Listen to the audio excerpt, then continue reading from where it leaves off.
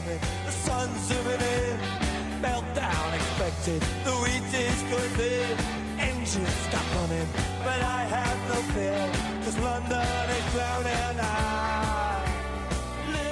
Hello everybody and welcome to the By the Minute Arsenal podcast. We are back after the international break. From here it's pure Arsenal for some weeks until our season ends. Save the jokes about when exactly the season ends. But we're here. I'm glad to say we have all three of us. No lost voices here. We can come on to the manager losing his voice this week later on if we must. But I am Matt H. I'm pleased to say we also have Matt V. Hello Matt. Hello. International breaks really are the most boring thing, especially when England try and break the few Arsenal representatives that there are. But luckily they came through and Arsenal came back to our screens in good style. In good style, and of course we will get to that. We'll get to that shortly. We also have, I'm glad to say, Pete. Hello, Pete. Yep, and thank goodness proper football is back. It's good, isn't it? And I think we can be very glad. We may not have that many more weeks of it in before the World Cup takes over and before Arsenal's season is finally put to sleep, should we say, for want of a better phrase. But we can enjoy the next few weeks with perhaps the pressure slightly off, apart of course from our one chance of silverware. Somewhere we don't have a chance of silverware is in the Premier League, and we'll start there because that's where Arsenal returned yesterday. They had a particularly long break, of course, because we weren't in the FA Cup either. So we were at home yesterday against Stoke. It was not a classic, I think it's safe to say, although the main thing is that Arsenal managed to win in the end, jolly comfortably 3-0, with 3 goals in the last 15 minutes or so. It was not a good game. I'm tempted to completely go over the first hour, as in ignore the first hour completely, because it was pretty awful. I thought Arsenal were a little lucky not to be behind. I thought our passing was very poor, and whether this is I thought it was really bad in the first hour. Stoke even showed, dare I say, a few flashes themselves, but maybe it's the international break, maybe it's the early start, maybe it's something, I don't know what it was. I just thought we were really quite poor. We can come back to that in a second though. Where should we start? Well, let's start with team news as usual. We'll start with Matt, just for because why not? Ospina in goal, a few other changes made. A slightly sort of mix and match team, but nothing perhaps too surprising there. No, it was probably stronger than I thought it was. Thought it would be, rather. Thought maybe Ozil might get arrested, but he played. Aubameyang obviously played because he can't play in Europa League. At first when I didn't see Czech, I got excited because I thought that might mean he'd be playing in Europa League, but I think he was just injured. And it's good to see Koscielny get a rest because we know he probably isn't in any state to play games too regularly. But the main thing I got from the team news was I didn't realise Glenn Johnson was still a thing. Yes. Glenn is me. Number 8 as well at right back. Unbelievable. Yeah, there he was. Yes, I must admit I was doing something else just before the game started, so it was all a bit of a rush. But yes, I had to do a slight double take when I saw his name. Pete, you were going to feel free to tell me anything you think about the team news or anything else you wanted to say about the first half. I think we can. I was just going to pick up that I thought it was a bit harsh to suggest that Arsenal were a bit lucky not to go behind. I just thought Stoke had a bit more about them than I might have expected in the first 45. They did play well, but they're Stoke, and they haven't scored all season, pretty much. That suggests we were lucky. I mean, the only way we were lucky not to be behind was we were playing Stoke. And they have, they have one possible chance to score, didn't they? Which is that I can't say the chap's name. Shaqiri. Well, there we go. I'll get it out for you. And his it was a lovely shot, and it didn't quite curl inside the far post, but that was it really. They other than that, they pressed well and they harried well and. They kept us under control well, but to suggest we were lucky not to be. I suppose I'm being slightly. I suppose I'm getting at the fact that I was quite disappointed with Arsenal's performance. Maybe a slightly better way of putting it. I just thought Ozil. Matt mentioned that he was surprised he was starting. I didn't notice he was playing for quite a lot of the first half. Although of course he did redeem himself later on. I thought a lot of the players just the passing was so sloppy. I thought, and against another team, perhaps I think we could have really been paying for that. Yeah, if we as I say, we were lucky to be playing Stoke. to some extent. And but it was more that no one really cared, did they, about this game? No one cared. The crowd didn't care. The players didn't care. Stoke didn't really care.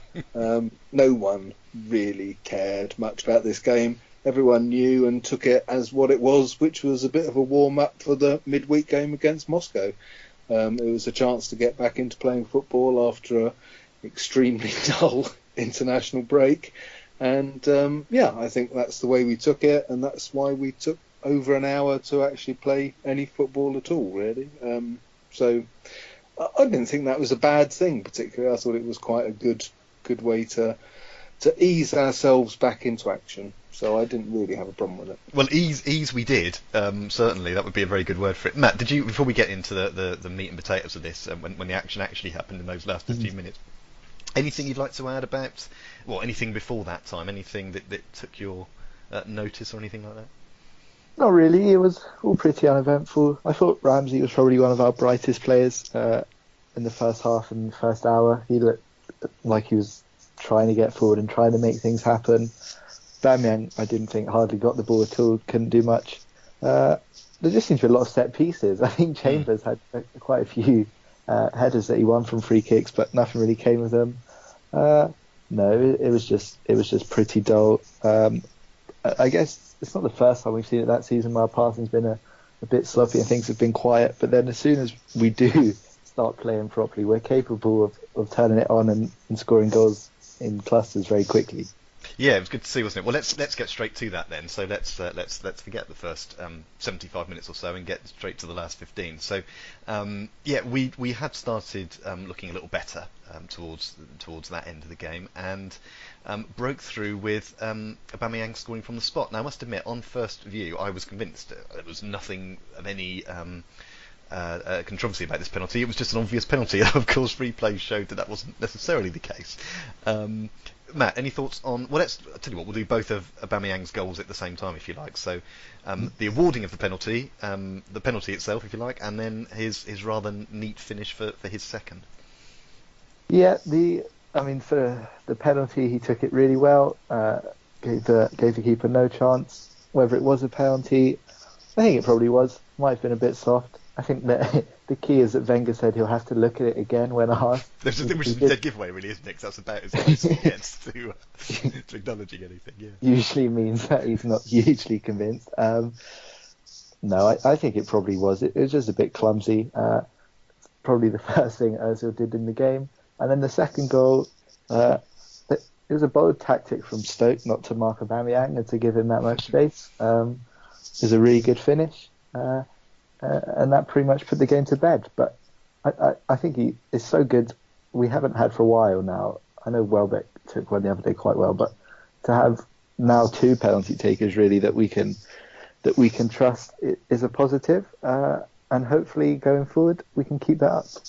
Yeah, well, Pete, I'll come to you then for the second penalty. I wondered what you thought. Feel free to fill us in on any of your thoughts on the other two goals, but some people apparently have criticised Aubameyang for giving up the no doubt about the award of the second penalty, of course, but some people have criticised him for giving up the chance to get his hat-trick and wanting to sort of be all warm and cuddly as regards letting Lacazette get on the score sheet. I didn't have a particular problem with it myself. Any thoughts on that or all the other goals? I can't see why anyone would have a problem with it unless Lacazette missed it. He scored it. That's all right, isn't it? What's the problem? I think people just feel there was a lack of a certain clinicalness. Perhaps I'm not saying I agree with it. I'm just saying that seems to be what I've read in a couple of places. I don't have a problem myself. What I thought about Lacazette's penalty, strangely enough, is that legal? Because after I can't remember the last kerfuffle there was about a penalty, whichever it was it a Tottenham player or something, or an England player who stuttered in the run-up, and it was disallowed for that reason. But I think it was in a game where VAR was going mad or something. Oh, well. But was that illegal? That stutter just before he hits the ball? I'm not sure. Anyway. Obviously it wasn't given, but it's one of those things. I must be honest. I'm not entirely clear on what the rule is, and perhaps no one else is either. I mean, if Lacazette had missed it, then yes, I suppose you could criticise Aubameyang for letting him take it in the first place. But let's face it, he didn't. He put it away fairly confidently without any problem against a very good goalkeeper. So what's the problem? I can't see one at all. Aubameyang had missed one in the previous game, hadn't he? So maybe he wasn't feeling that confident about it. So. Yeah. He didn't want to try his luck for the second time. Good to see. What's Patrick? He can have the match ball if he wants anyway, as far as I can see. I'm sure he can afford his own ball. Running off the match ball at the end if you fancy it.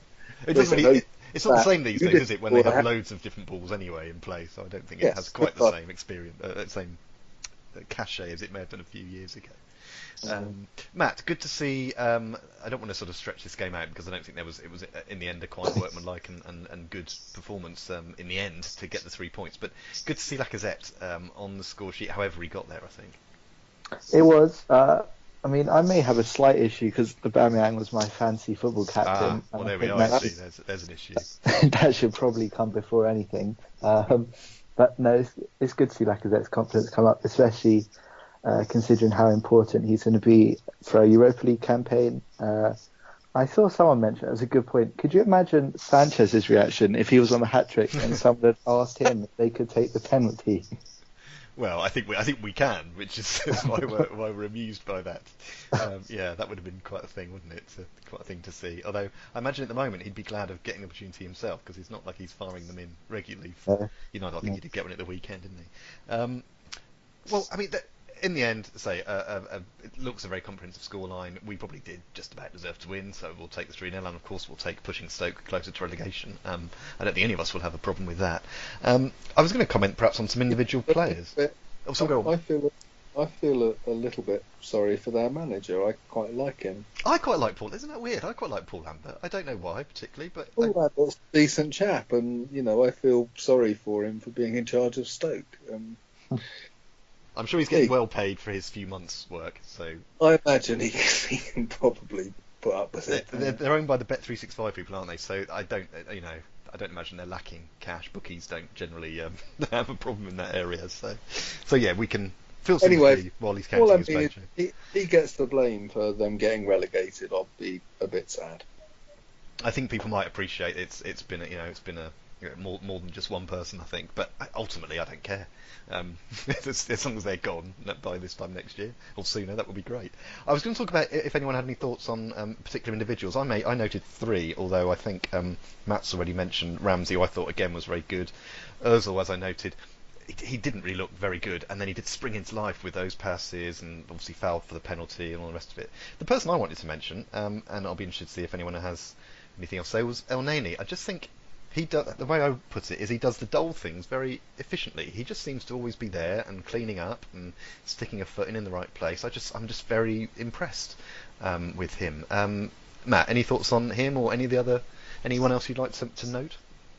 Yeah, I think he's been good, especially in recent weeks. I know there was quite a bit of outrage when he got a new contract this week, before I think it is, but obviously he's probably not the kind of person you want starting every week, but I think he's a good enough player to have in the squad, whether it be off the bench or starting the odd game.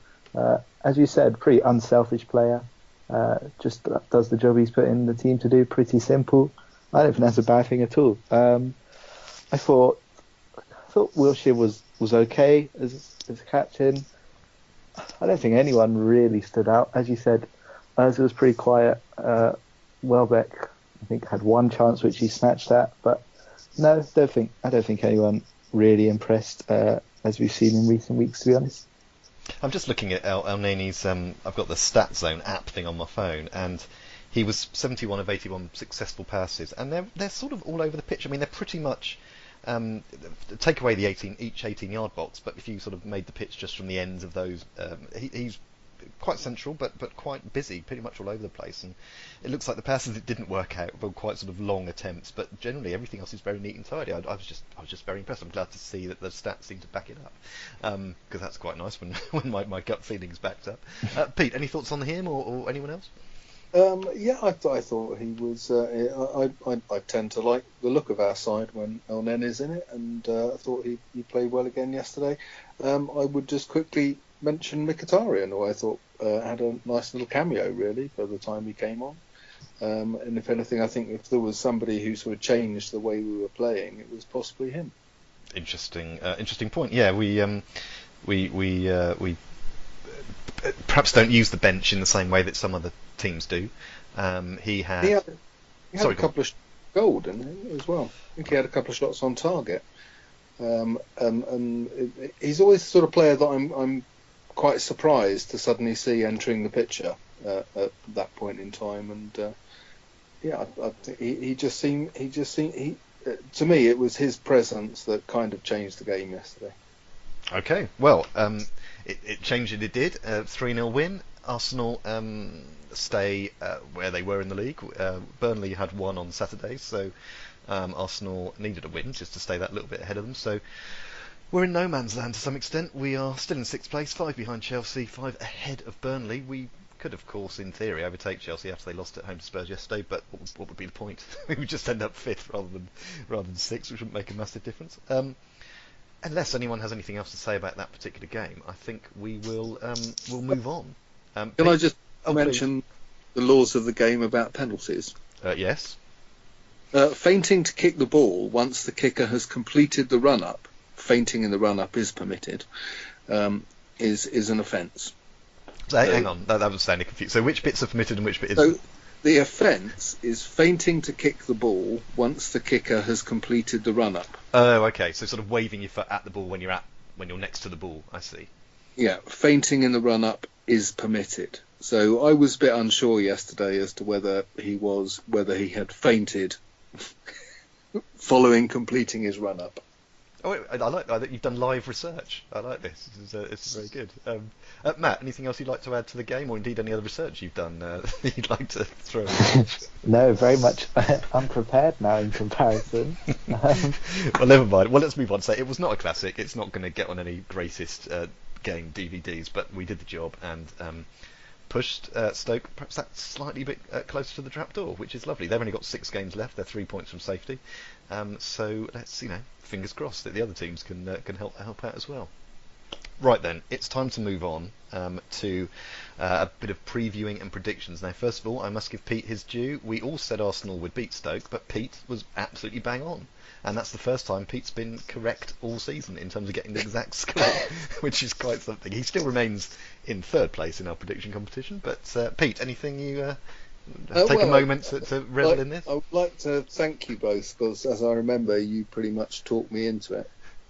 It was 2 weeks ago. One of you go 2-0 and one of you go 4-0, and I said I'll have the one in the middle. Well, no, we went 4 and 5. Matt went a crazy 5-0. I did. But maybe the fact we'd gone 5 and 4 meant you went that way. My glory is all down to you. Well, we'll take it. I mean, anything reflected, I'll certainly take that quite happily. Right. Otherwise, I would have just said my standard 2-1 to the Arsenal. Of course, which it hasn't worked for you yet, so why would you keep at it? Right, let's move on then to a competition that, despite what Steve Bold, Arsene Wenger and everyone else seems to be saying, I think the fans are probably taking more seriously. They keep talking about the league being, still being the priority, but surely at some point they've got to change their mind on that. When on Thursday at 8:05 we are at home to Moscow, at CSK Moscow, in the the quarter-final of the Europa League. Well, where should we start with this? Obviously, it's a huge game in Arsenal's season. Home leg first, so make of that what you will. Let's go to Matt then first on this for a word or two, if you like, and a prediction, please. Yeah, as you said, huge game. Pretty much the rest of our season's relying heavily on it, and I think we need to win with us being at home first. I can't pretend I know anything about CSK in Moscow, but if I remember correctly, their defence has a combined age of about 4,000. I think they're extremely old. So hopefully Lacazette starts with some renewed confidence. Be interesting to see what we do in midfield. As you said, Elneny's been good. Probably a straight shootout between whether Elneny starts or whether Xhaka starts. And Koscielny, I imagine, will come back and with Ospina still in goal. I think that we've been decent at home all season, regardless of our away form. We have been good at home. I think that the players know how important Europa League is. We've seen them be able to turn up for the Europa League despite putting in pitiful performances in the league. So I think they'll be able to get themselves up for it. And I think we will get the win and a good lead. And I will go for 3-1 Arsenal. 3-1. No, that's spooky. That's exactly the same as I've gone for. My reckoning is similar to you. I don't know anything about Moscow. I'm hoping to know a bit more about them. But sort of after we played them, hopefully they have a terrible defence. would be nice. I think the home thing, maybe it's just something I've focused on rather than the team will focus on. But all the other games we've played in the Europa League, with the exception of the Cologne first group game, which was like an away game as it turned out because of the number of Cologne fans, we've played even though in the league stage we've played the team away first, if that makes sense. So after the Cologne home game, we played Bate and Red Star away before we then played them at home. Obviously, we were away at Östersunds and Milan first. So, my own personal opinion would be get out there and try and get a good lead. So I've gone for the 3-1. I've gone for the 1 because I'm covering myself a little bit because I don't know how good Moscow are, quite frankly. But without being patronising, if they got to this stage, it must be quite useful. I'd love it to be a clean sheet, but I wonder if that's feasible. We haven't kept that many clean sheets, not at home anyway. Of course, we conceded one against Milan, conceded a couple against Östersund. That Bate was the last time we kept a clean sheet. So, yeah, I'm going for 3-1, but that's almost a hopeful prediction rather than based on any huge evidence. I hope the team are just going at it from the kickoff basically, and that's why I hope that we might manage to get at least a couple of goals advantage if we can. Pete, what are your thoughts on this one? I think you're right that getting a clean sheet is key when you've got the home game first, and I am stupid enough to believe we're going to do it, and for that reason I think we're going to win 2-0. 2-0, nice, straightforward. Okay. You're obviously hoping to be on a roll after your prediction came in last week. Yeah, I'm never going to include an opposition goal in a prediction again. That's it, you finished that. All right, well, I'll tell you what then, Pete, we'll stay with you. There's an interesting discussion somewhere, possibly on the commentary on the telly at the weekend, about the idea that for the game this weekend, because players hadn't played a lot or hadn't played together, they played for their various international teams perhaps, it was perhaps a slightly stronger team than we might see when we play Southampton at home next Sunday at 2:15, which is the game following the Moscow game. That we might then see a different team, and of course that will depend on how we've done against Moscow, and there's lots of things up in the air about this, so I think it's probably quite a tricky one to predict. Southampton, of course, are also, as we speak, in the relegation zone.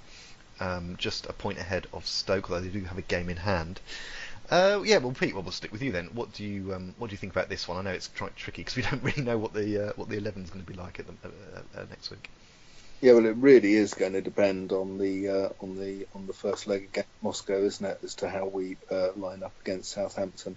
But I think probably if you look at the way we lined up this weekend, and our subs bench particularly, the thing I meant to mention earlier, did you notice that I don't think he's injured, but Maitland-Niles wasn't on the bench, which seems quite incredible, really, considering his recent performances. I think we will, therefore, probably see a much more youthful team against Southampton, because I think that they did treat this as a warm-up, so they were trying to get as many senior players some minutes as possible, basically, or to give them, obviously not Koscielny, because he needs to be saved, but yeah, I think we'll see a much more youthful lineup against Southampton, and I think it should be quite a fun game, to be honest. So I am going to go 3-1. 3-1 for that one. You make an interesting point about Maitland-Niles, but if you look at the bench, apart from Macy, obviously the sub-keeper, it was Koscielny, Kolasinac, Xhaka, Iwobi, Mkhitaryan, and Lacazette, and they're all names, as you say, that you could have considered giving minutes to in that game. Maybe Iwobi, you might think, could possibly be the slightly the one that might have dropped out, although obviously you want to put Maitland-Niles in. That's a very interesting point that it'd be interesting to see if he makes the squad sort of this Thursday or indeed Sunday. We'll see. I think it will depend a lot on how the games go. I've gone for 2-0 against Southampton on the basis that I don't really know. I hope we should be able to beat a team at the wrong end of the table at home. As they were banging on about on BT, we have an excellent record against teams at home in the bottom half of the table. It's only when we go away that we sometimes have some of these problems. So yeah, I'm going to go 2-0. We got a draw away there back in December, but I would hope that we could do enough to win. But that may be an issue, or there may be an issue depending on how we've done on Thursday. Anyway, 2-0 for me. Matt, what do you think? As you said, it does depend on how we do on Thursday, but I think whatever team we play, we should be able to win. Southampton looked really, really poor recently. Got battered by West Ham this weekend. So they're not going to be there with much confidence. But as you said, as with Stoke, when teams need points at this time of the season and when we're probably not going to be fully focused on it, can be dangerous. But I think we'll do enough. I think we will win 3-0. 3-0. Okay. Well, there we are. So we're all very positive this week. We've got 6 wins between us, which would be lovely if that all happened. So we'll see how that works. Right. Then I think, unless anyone else has anything to throw in, I think we are done. Bit of a quicker one this week because we only have the one game to discuss. So unless anyone's got anything to say, I think we'll wrap it up. So Pete, thank you very much for your time. Oh, thank you. It's been a pleasure as ever. Thank you. That's very kind of you to say so. And actually, Pete, while you've got are you going to the Moscow game, the home game, and the Southampton game this week? Indeed. Yes. So we can get that. Are you interested to know what the atmosphere is like between the two games? So we can get that information from you. I'm not going to be there in between the two games. How do you mean? I'm just going to go to the game on Thursday and the game on Sunday. Yes. Well, yes. You can spend 3 days there. I don't imagine they'd let you. It's like empty stadium. But yeah. Well, people may make jokes about the empty stadium and the likely atmosphere against the Southampton, but we'll gloss over it. Anyway, thank you, Pete. And Matt, thank you very much for your time.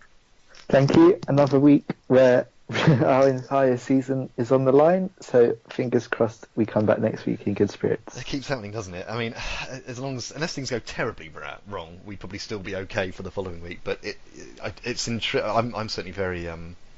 It's very interesting that the complete difference between the feeling I have watching the game against Stoke, or particularly I think Southampton, compared to the Moscow game, and you hope the players feel that difference and react to it, but we'll see how it goes. Anyway, thank you for your time. We'll be back next week to discuss those two games. Thank you everyone for listening, and we'll speak to you next week. Take care. Bye bye.